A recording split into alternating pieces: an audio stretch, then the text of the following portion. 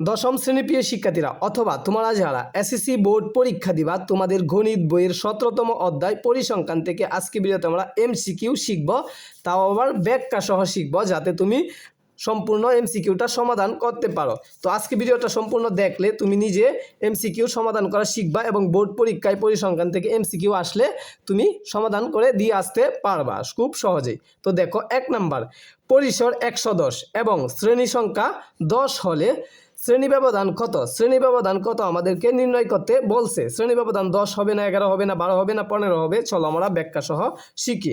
তো এখানে চাইছে কি আমাদের শ্রেণী ব্যবধান নির্ণয় করতে চাইছে। তো শ্রেণী ব্যবধান নির্ণয় করতে একটা সূত্র আছে, এই সূত্রটা আমাদেরকে মুখস্থ করতে হবে। শ্রেণী ব্যবধান সমান সমান পরিসর ডিভাইডেড বাই শ্রেণী সংখ্যা। শ্রেণী ব্যবধান সমান সমান পরিসর ডিভাইডেড বাই শ্রেণী সংখ্যা, এটাই হলো সূত্র। তো এইখানে আমাদের পরিসর দেওয়া আছে 110, তারপরে শ্রেণী সংখ্যা দেওয়া আছে 10। তো দুইটা যেহেতু পাইছি, এখন শ্রেণী ব্যবধান আমরা নির্ণয় করতে পারবো।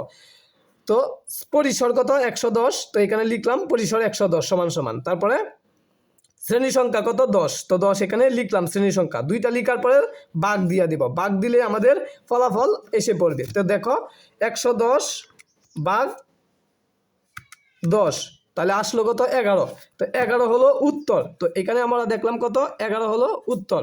এরপরে দেখো 2 নাম্বারটা। তো 1 নাম্বারটা আমরা সমাধান শিখলাম, তুমি এইভাবে সমাধান করতে পারবা যদি তোমাদেরকে শ্রেণী ব্যবধান নির্ণয় করতে বলা হয়। 2 নাম্বার এমসিকিউটা দেখো ভাইয়া। তো 2 নাম্বার এমসিকিউটা চাইছে 43 50, এরপরে 40 38 33 45 46 36 35 43। উপাত্তগুলোর পরিসর কত? এই যে উপাত্তগুলো দেওয়া আছে, উপাত্তগুলোর পরিসর কত তোমাকে নির্ণয় করতে বলা হয়েছে। তো এখানে দেখো আমরা উত্তর কোনটা এখন ব্যাখ্যা সহ দেখি।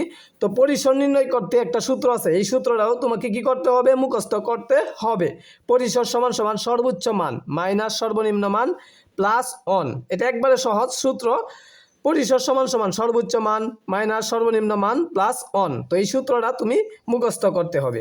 তো এইখানে তোমাকে কুচ করতে হবে, মানে বিচাইতে হবে যে সর্বোচ্চ মান কোনটা। এখানে সর্বোচ্চ মান 50 আর সর্বনিম্ন মান কত? 33। তুমি এইখানে খুঁজলে সর্বোচ্চ মান হলো 50, এরপরে সর্বনিম্ন মান কত? 33। এই দুইটা আমরা যেহেতু পাইছি, তাহলে দুইটা মাইনাস করতে হবে।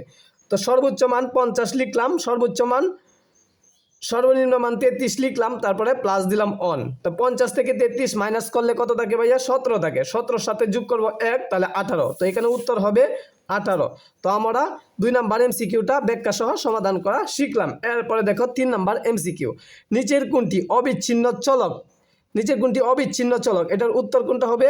বয়স। বয়স হলো অবিচ্ছিন্ন চলক। অবিচ্ছিন্ন চলক যেগুলা দশমিকে প্রকাশ করা যায় এগুলা হলো অবিচ্ছিন্ন চলক, আর যেগুলা বিচ্ছিন্ন চলক এগুলা দশমিকে প্রকাশ করা যায় না। তুমি মনে রাখবে এই সংজ্ঞাটা। এরপরে দেখো 4 নাম্বারটা, পরীক্ষার নম্বর ও জনসংখ্যা কোন ধরনের চলক? পরীক্ষার নম্বর এবং জনসংখ্যা কোন ধরনের চলক? এটা হলো উত্তর হবে বিচ্ছিন্ন চলক।